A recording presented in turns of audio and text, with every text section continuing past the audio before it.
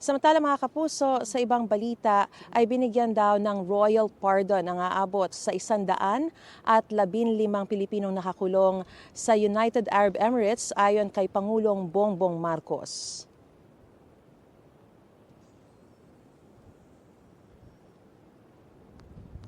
Nagpasalamat ang Pangulo sa UAE government sa pagpardon sa mga Pinoy convict bago mag-Eid al-Fitr.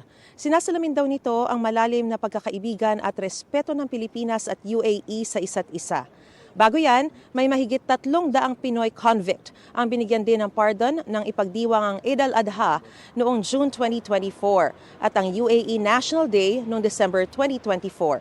Hindi naman sinabi ng Pangulo kung ano-ano ang mga naging kaso o paglabag ng mga nakulong na Pinoy.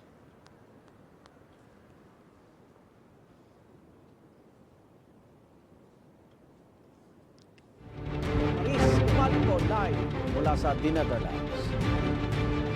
Gusto mo bang mauna sa mga balita?